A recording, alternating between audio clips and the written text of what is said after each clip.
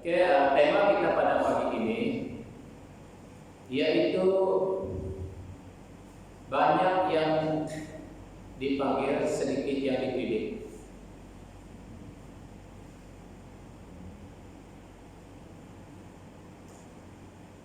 Mana slide ini? Mana perginya?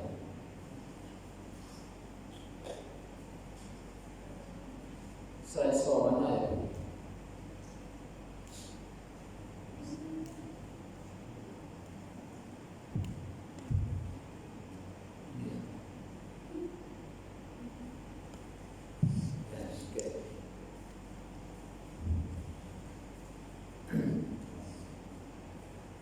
Bacaan kita tadi Matius 22 ayat 1 hingga 14. Saya ambil topik untuk kita sama-sama pelajari pada pagi ini, yaitu dari ayat 14. Banyak yang dipanggil, sedikit yang dipilih. Jadi saya mau kita ambil perhatian khusus untuk khotbah ini supaya kita lebih konsentrasi, kita lebih kepada firman Tuhan, supaya kita dapat diberkati Tuhan pada pagi ini. Banyak yang dipanggil, sedikit yang dipilih. Saya ambil topik ini berdasarkan renungan saya sendiri yang timbul dalam pikiran kita berdasarkan ayat 14. Lalu banyak pertanyaan-pertanyaan timbul dalam hati saya, yang dulunya sering kali saya renungkan dalam hati saya. Pertanyaannya seperti ini: mengapa Tuhan panggil banyak orang, tetapi di antara banyak-banyak orang hanya sedikit yang dia pilih? Kenapa? Itu yang menjadi renungan saya secara pribadi. Saya juga bertanya, apakah saya termasuk orang yang sedikit yang dipilih Tuhan, atau yang banyak tetapi tidak dipilih? Ini menjadi renungan saya.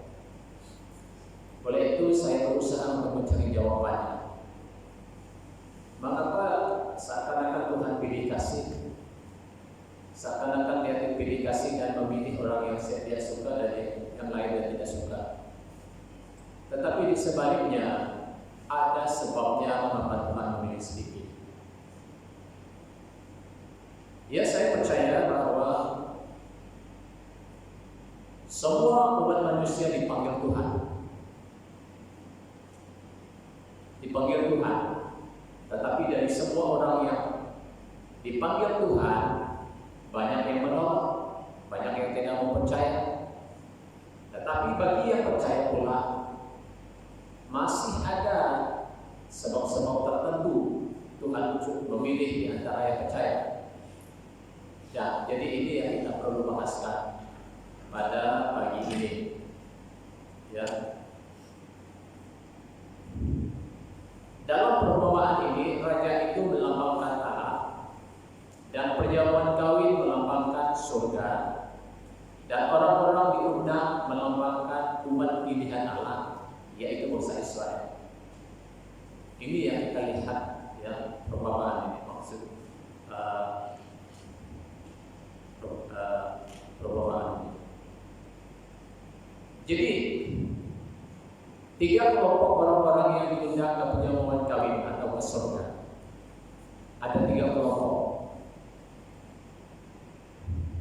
atau ada 3 kumpulan. Ya. Yang pertama, Allah memanggil umatnya, yaitu bangsa Israel. Itu yang pertama. Ayat 3 mengatakan berbunyi demikian.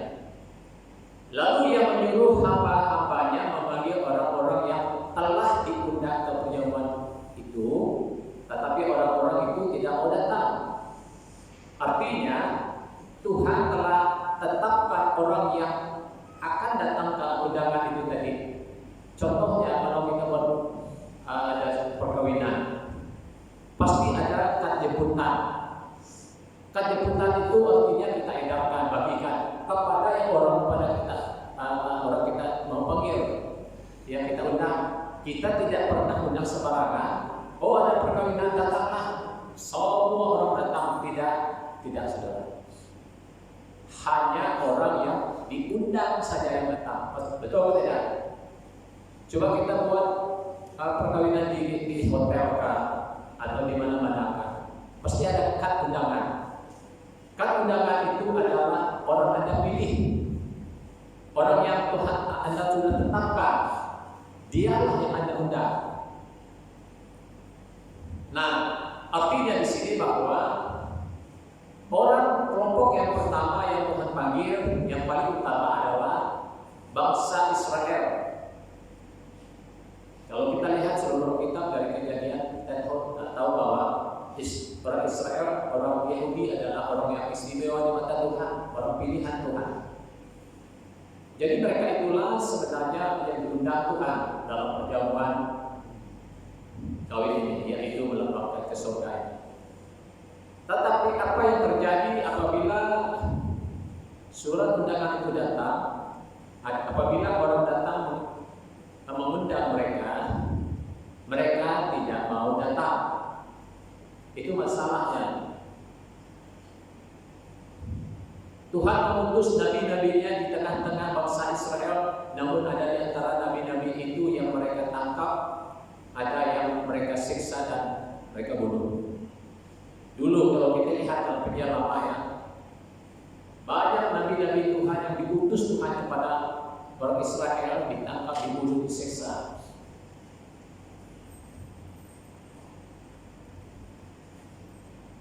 Nabi-nabi Tuhan utus nabi-nabinya untuk memperingatkan orang Israel supaya jangan menyembah berhala, supaya mereka hanya menyembah kepada Allah saja. Tapi nabi-nabi Tuhan disiksa, dibunuh. Ini melambangkan bahwa mereka, menggambarkan bahwa mereka menolak undangan itu sendiri. 4 dan 5 ayat 4 dan 5. Yang menyuruh pula hamba-hambanya yang lain, pesannya, katakanlah kepada orang-orang diundang itu, sesungguhnya hidangan telah disediakan, lembu-lembu jantan dan ternak piaraku telah disembelih, semuanya telah tersedia, datanglah ke perjamuan kawin ini. Jadi dia utus lagi orang lain. Sekarang dia utus orang lain lagi. Tetapi orang-orang yang diundang itu tidak mengindahkannya. Ada yang pergi ke ladangnya, ada yang pergi mengurus usahanya, ada yang menangkap hamba-hambanya itu, menyiksanya dan membunuhnya. Orang-orang Israel senantiasa diperingati, dan Tuhan sentiasa mengutus para nabi kepada mereka. Yang terakhir sekali, Tuhan mengutus. Mereka menolak undangan raja dengan berbagai alasan yang intinya fokus pada kedagingan dan keringanan daging. Kedagingan. Alasannya karena lebih tertarik hidup nyaman di dunia yang dinikmati saat ini, sedangkan hidup kekal di surga itu baru bermula jadi dan masih kurang jelas. Jadi itu sebabnya mereka menolak undangan itu. Jadi saudara-saudara, baik orang Yahudi sekalipun, mereka sudah menolak undangan ini. Seperti yang kita lihat ya, mereka sudah menyiksa para nabi, membunuh mereka. Itu dengan arti kata lain bahwa mereka menolak undangan ini sendiri. Jadi mungkin juga di dunia saat ini pun mungkin kita dalam kelompok orang yang diundang juga, tetapi banyak orang tidak mau terima undangan dari Tuhan.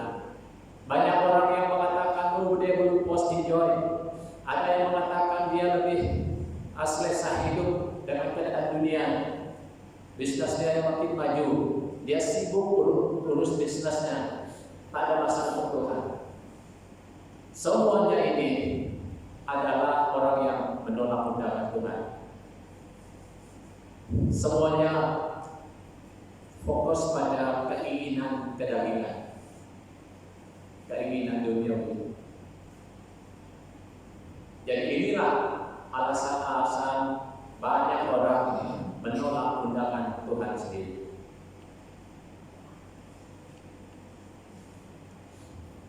Allah mengutus anaknya Yesus Kristus untuk datang mencari dan menyelamatkan bangsa Israel dari dosa mereka, namun mereka menangkap Tuhan Yesus, menyiksa dan membunuh Dia. Bukan mereka lagi tolak Tuhan Yesus, mereka tidak percaya kepada Tuhan Yesus. Malah imam-imam kepala dan pemimpin Yahudi, orang-orang Yahudi, mereka siksa Dia, tangkap Tuhan Yesus, lalu bunuh Dia. Inilah perbuatan mereka. Tahukah kita akibatnya? Akibatnya menurut ayat yang seterusnya kita baca tadi, maka murkalah jatuh Dia mengutus hamba-hambanya untuk membinasakan, membunuh mereka dan membinasakan kota-kota mereka. Ini terjadi berlaku kepada orang Israel. Orang Israel berapa kali ditawan oleh musuh. Orang Israel habis punah. Orang Israel senantiasa diancam.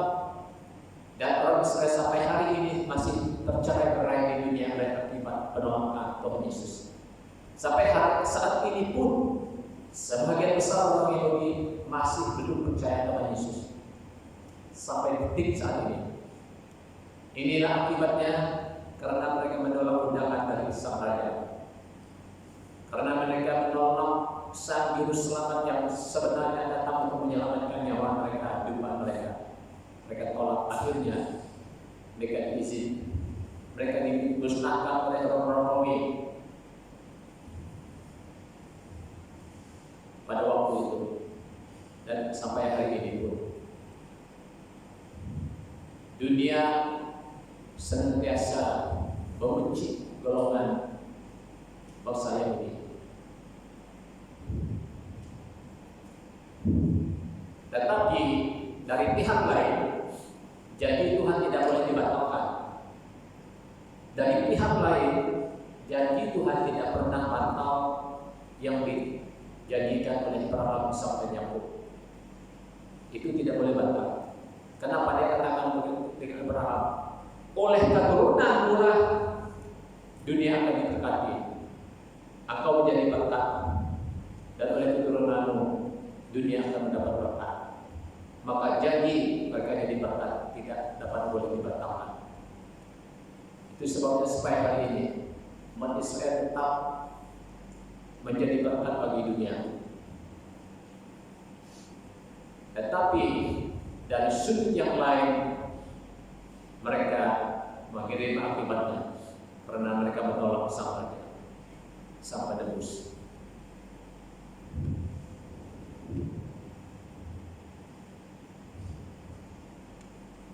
Ayat 10. Ini kita lihat bagaimana Tuhan Yesus datang. Ini kata Yesus, ada dua ayat yang saya kutip di sini. Waktu Tuhan Yesus mengutus 12 muridnya, Dia berkata dan pesan dengan mereka, janganlah kamu menyimpang ke kanan ke jalan bangsa lain, yaitu masuk ke kota bangsa Samaria, melainkan pergilah kepada domba-domba yang hilang di antara umat Israel.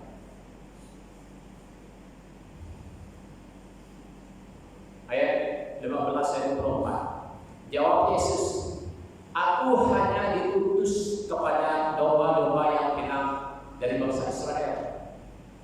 Sama pada satu orang mau minta tolong daripada dia, Yesus menjawab, aku hanya diutus untuk kepada domba-domba yang hilang dari bangsa Israel.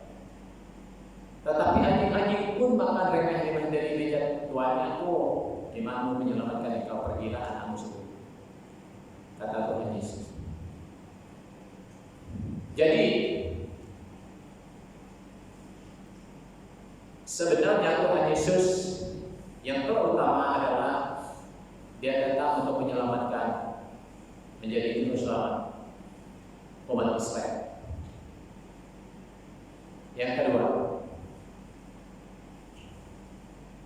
Allah memberi anugerah keselamatan kepada bangsa-bangsa lain. Kita baca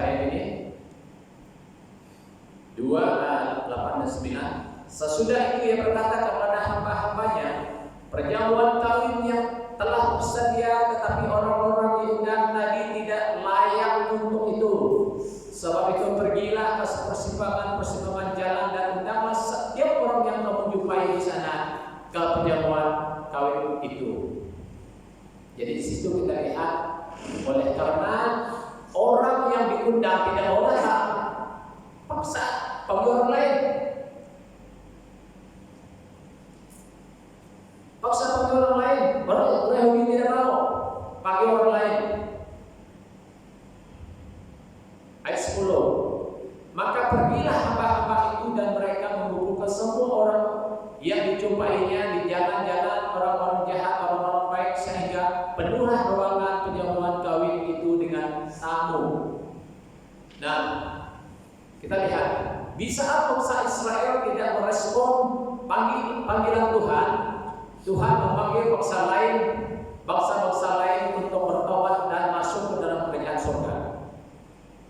Allah mengutus misionaris-misionaris ke seluruh penjuru dunia untuk memberitakan Injil kepada semua orang. Banyak orang-orang jahat, orang-orang baik mendengar Injil, bertobat dan percaya kepada Tuhan Yesus. Maka itu sebabnya Yesus berkata sebelum naik ke surga, dia berkatakan begini, pergilah kamu, terbukalah peluang luas-luas seluas-luasnya kepada semua orang. Tadi dikatakannya ayat 8 dan 9 tadi mengatakan, pergilah kamu ke seluruh persimpangan, siapa saja kamu jumpa, panggil semua, kata sang raja itu. Nah, disinilah keselamatan itu terbuka luas untuk semua orang. Panggil semua orang datang untuk mendapat keselamatan daripada Tuhan Yesus. Maka itu sebabnya dalam Matius pasal 16 ayat 15, lalu Yesus berkata kepada murid-muridnya, lalu ia berkata kepada mereka, pergilah ke seluruh dunia, beritakanlah Injil kepada segala makhluk. Siapa yang percaya dibaptis dan diselamatkan, tetapi siapa yang tidak percaya akan dihukum. Jadi oleh itu saudara, menjadi perumpamaan ini kita lihat bahwa akhirnya terbuka luas untuk semua orang. Apakah semua orang selamat? Tidak semua orang selamat. Kenapa? Karena sebab tidak semua orang mau percaya. Sebab dikatakan barang siapa percaya diselamatkan, dibaptis dan diselamatkan. Yaitu kepada barang siapa yang percaya, kepada barang siapa yang mau menerima undangan Tuhan. Maksudnya, jadi oleh itu kita lihat di dalam bagian ini, Tuhan mau untuk memberitakan kebenaran itu sebagai berita undangan ke pesta, perjamuan pesta. Tetapi Anda tidak mau datang, siapa yang tidak mau datang terserah kepada dia. Maka Anda semua tetap setia dan hanya menunggu orang datang. Tetapi orang yang dipanggil itu bergantung kehendaknya, sama ada dia mau datang atau tidak, itu terserah kepada dia.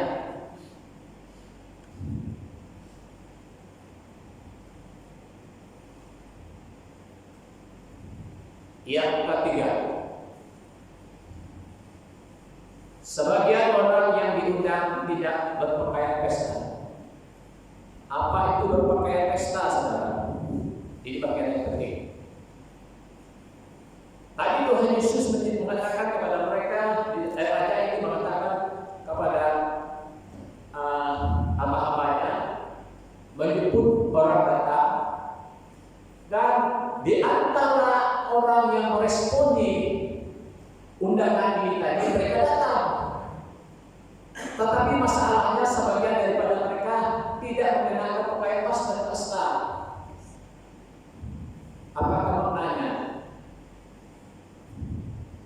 Ayat 11 dan 12. Ketika raja itu masuk untuk bertemu dengan tamu-tamu itu, ia melihat seorang yang tidak berpakaian pesta. Dia berkata kepadanya, hai saudara, bagaimana engkau masuk kemari dengan tidak mengenakan pakaian pesta? Tetapi orang itu diam saja. Apakah maksudnya pakaian pesta?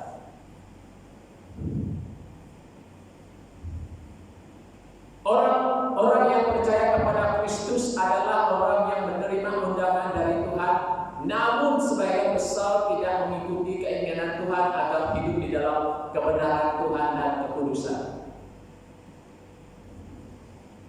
Kalau disebut mau masuk surga, semua memang mau masuk surga. Saya saya pasti. Tetapi syarat untuk masuk surga susah betul.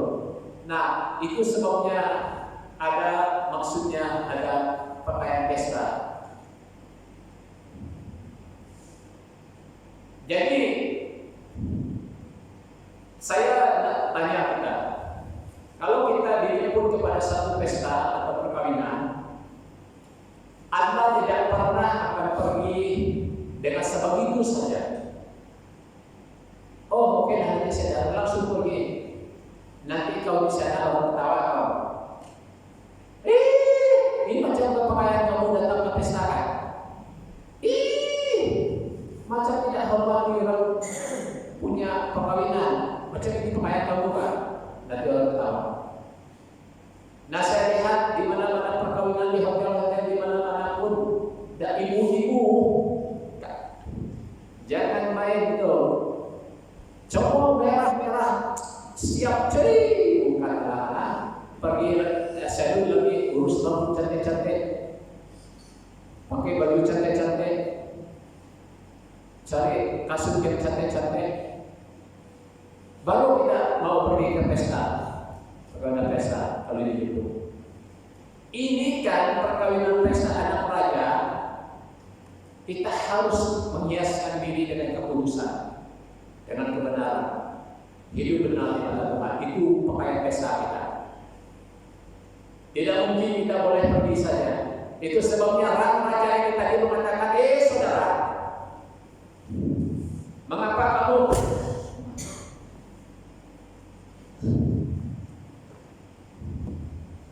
itu sebut raja katakan, hai saudara, bagaimana engkau masuk kemari dengan tidak mengenakan pakaian pesta?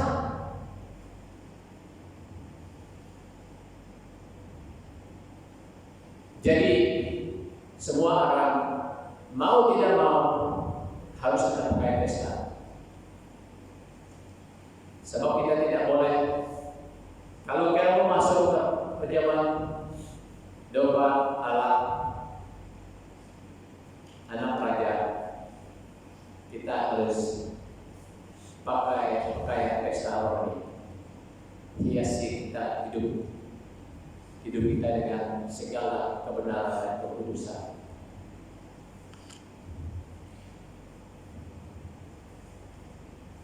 Tuhan tidak mengundang kita kelak sebagai tamu, tetapi Ia telah memilih saudara dan saya sebagai mempelainya. Untuk itu kita harus mempersiapkan pakaian pesta kita. Kita yang bersungguh-sungguh dengan Tuhan sebentar lagi akan dijemputnya sebagai mempelai-mempelainya. Dan sama seperti calon pengantin yang mempersiapkan pakaian pernikahannya sejak jauh-jauh hari, marilah kita mempersiapkan pakaian pesta kita sejak sekarang ini, saat ini.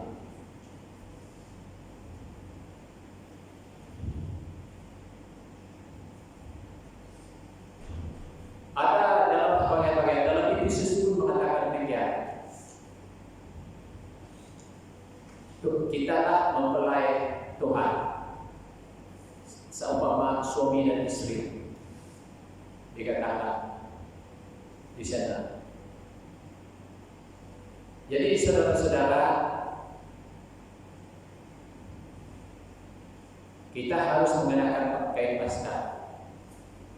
Maka itu saudara-saudara, kita tidak dapat dengan semaunya kita mau masuk surga, dengan maksudnya bahwa saya percaya Kristus, saya tetap masuk surga.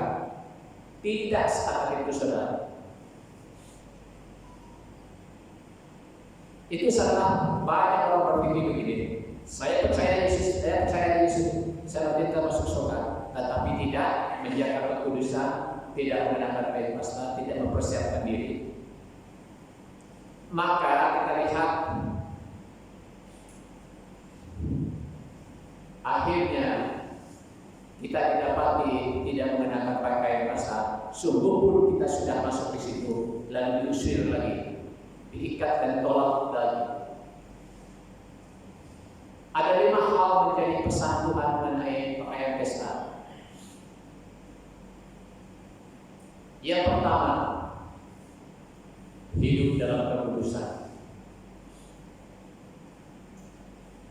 kita harus hidup dalam kekudusan. Apa maksudnya hidup dalam kekudusan? Kadang-kadang hidup kita ini kudus di depan orang, tapi di belakang orang kita tidak kudus. Di hadapan orang kita pura-pura alim. Saya pernah dulu, ya ada satu kebaktian KKR, kebaktian teroris besar diselenggarakan oleh satu gereja, pemimpin-pemimpinnya banyak dalam sejarah. Kalau masa kebaktian mereka di baris depan, pakai kot, duduk dengan hormat, nampaknya seperti orangnya orangnya kudus, orang yang betul-betul rohani. Satu ketika terserempak terjumpa dengan mereka. Tengok biarnya 12 meter. Mulut pun mesti berasap. Mau sembunyi pun tak dapat lagi, saya sudah lalu situ. Mau sembunyi pun tidak dapat. Sudah depan penuh. Lagipun berasap di mulut. Ini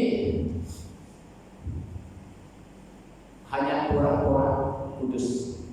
Dia belakang. Tidak betul. Kalau kita kudus, baik depan orang maupun kita sembunyi sekalipun, tidak perlu orang tahu. Yang kita takut Tuhan yang di atas, bukan manusia yang melihat kita. Harus ada ketulusan, kejujuran, keikhlasan.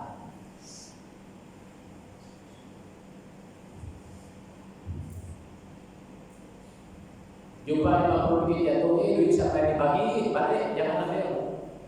Contoh. Jangan ambil kesempatan dalam sesuatu yang tidak patut. Sebab kita menjaga hidup kita, menjaga kekudusan kita.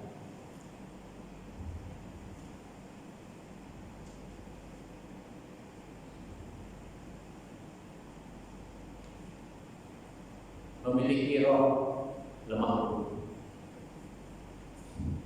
Marilah kepadaku sebab aku lemah lembut dan rendah hati, kata Tuhan Yesus.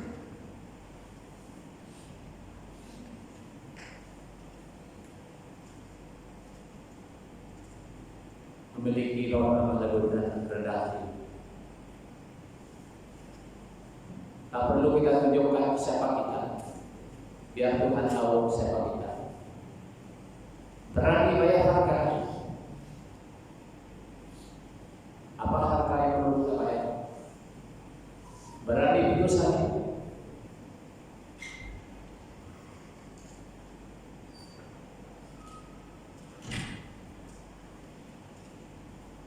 Berjaga-jaga senantiasa.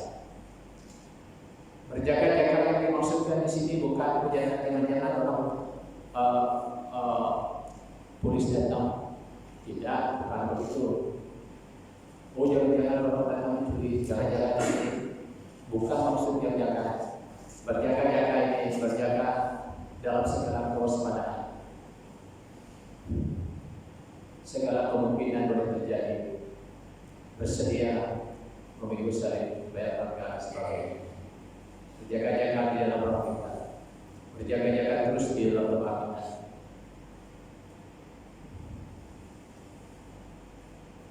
Bersukacita dan mengucap syukur senantiasa. Inilah 5 poin mengenai pakaian pesta. Kita tidak boleh, kamu percaya kan? Saya percaya.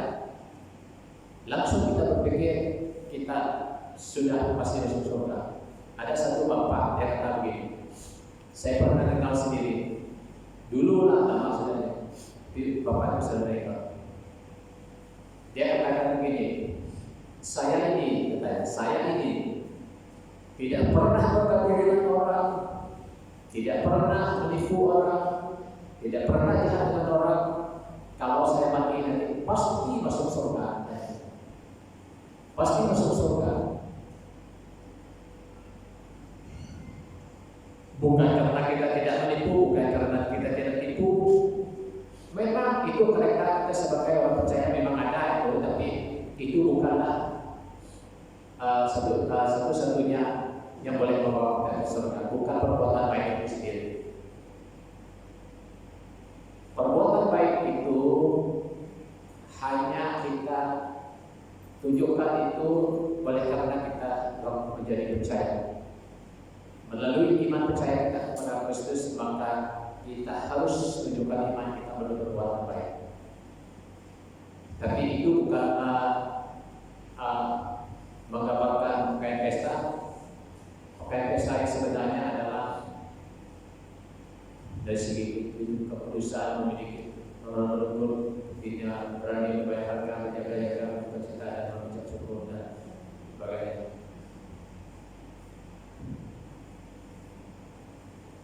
Sebab di luar Tuhan pun orang boleh berbuat baik, karena berbuat baik itu bukan yang membawa ke surga. Orang boleh saja berbuat baik tetapi hidupnya tidak kudus.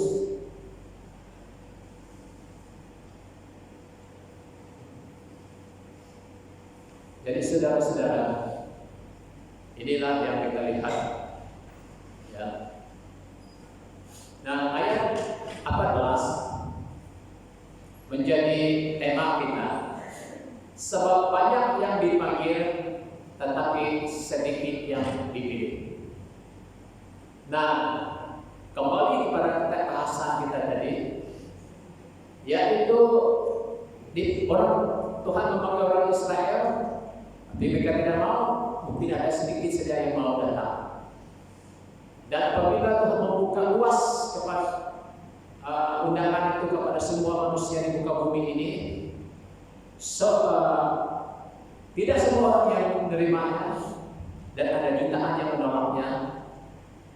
Daripada yang orang banyak yang menerimanya, masih ada yang tidak hidup benar, masih ada yang hidup tidak menjaga kekudusannya, tidak sungguh-sungguh percaya kepada Tuhan, hidup benar dalam Tuhan. Jadi di antara yang sudah percaya itu dipilih lagi, itu ya semakin sedikit semakin sedikit. Di sini dipilih, pilih lagi di sini, pilih lagi di sini. Berapa lagi yang layak?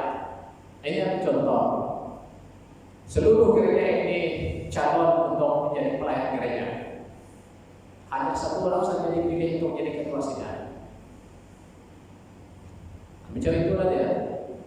Memang ini pun layak pun, tapi apabila dipilih nanti, paksa dipilih satu orang saja. Begitu juga jawatan-jawatan yang lain. Jadi Tuhan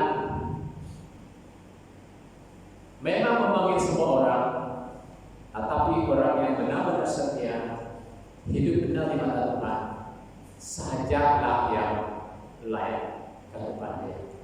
Itulah sebabnya Tuhan memilih orang banyak, tetapi sedikit di antara yang dipilih. Maka itu sebabnya saya awalkan tadi permulaan yang saya katakan tadi, apakah saya termasuk yang sedikit itu? Itu pergumulan saya. Andainya kalau saya hidup benar, andainya kalau saya hidup kudus, andainya saya hidup takluk kepada Tuhan, saya yakin saya termasuk yang sedikit itu. Itu saya benar siram. Jadi begitu cara kita melihatnya. Ada yang kata kalau kita setia, ada yang kalau kita sungguh-sungguh mencari Tuhan, ada yang kata kalau kita sungguh-sungguh menyerahkan hidup kita kepada Tuhan, taat kepada Tuhan, kita lah termasuk yang sedikit itu, saudara, yang dipilih. Istilah dipilih yang dimaksud oleh Yesus sebenarnya berarti diizinkan masuk atau diperbolehkan mengambil bagian dalam persekutuan dan kebahagiaan Sang Raja.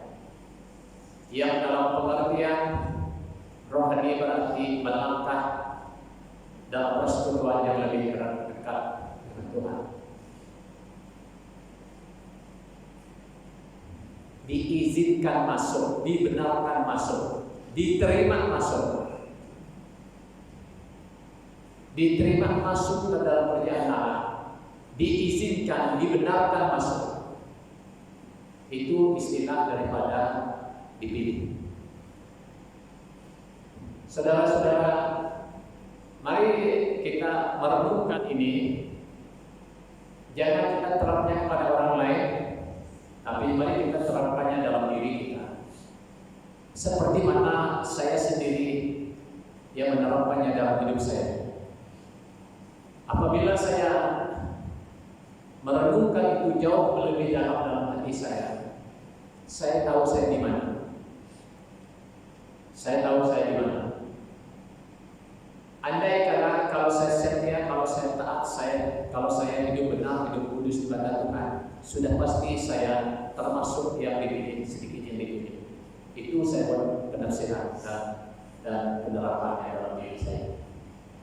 Tapi andai kata kalau saya tidak hidup benar, walaupun saya percaya, walaupun saya jadi orang Kristen, walaupun saya jadi orang percaya, tetapi tidak sungguh-sungguh ikut Tuhan, tidak sungguh-sungguh menjaga kekudusan saya, maka saya tidak berpakaian pesta. Saya hanya berpakaian pesta dunia, bukan berpakaian pesta rohani, surgawi. Jadi saudara-saudara, mari kita pada hari ini, pagi ini, kita belajar sesuatu daripada firman Tuhan pada pagi ini untuk menguatkan iman kita supaya kita melangkah lebih jauh lagi dan mencari hubungan yang lebih erat lagi dengan Tuhan dan mencari Tuhan lagi dengan sungguh-sungguh dalam kehidupan kita. Sebab tak ada jalan lain, tak ada keselamatan lain, tak ada jalan lain, hanya Tuhan Yesus saja. Maka itu kita harus datang ke hadirat Tuhan. Jadi itu sedikit renungan kita pada pagi ini. Mari kita berbagi diri semua, kita berdoa.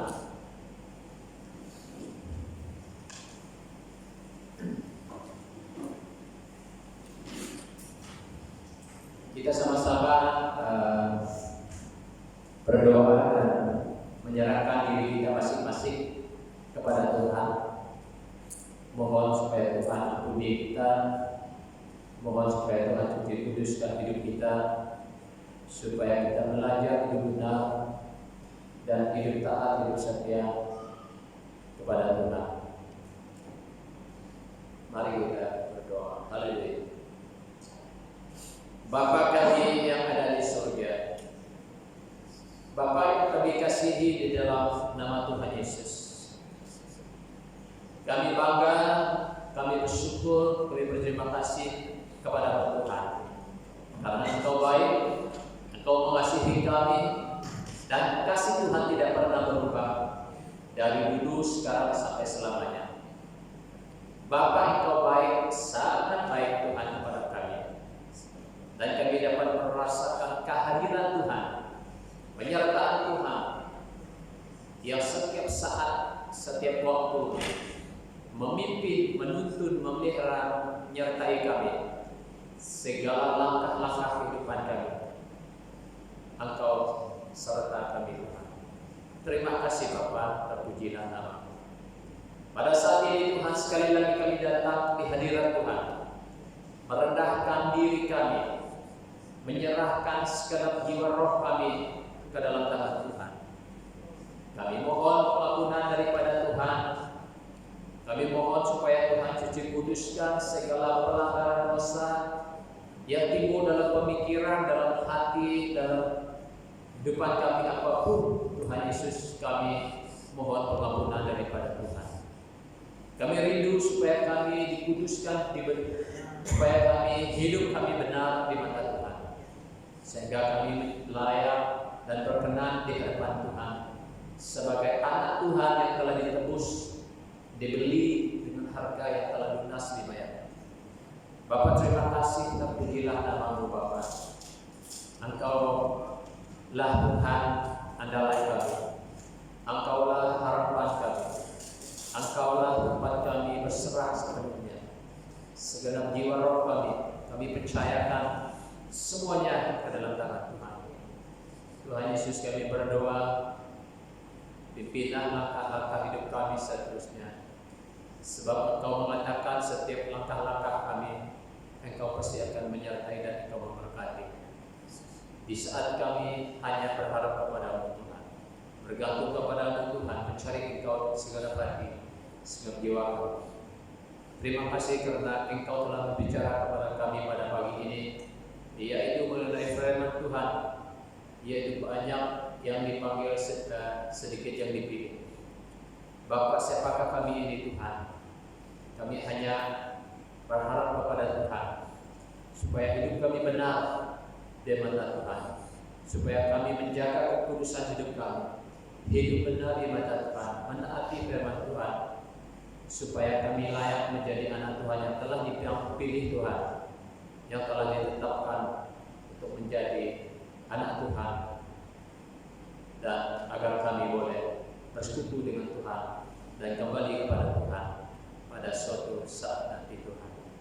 Terima kasih Bapak karena Engkau telah berbicara kepada kami. Berkatilah kami semua, berkatilah jemaat kami, kemanapun kami pergi selepas ini. Tuhan pimpin, Tuhan merah dan lindungi.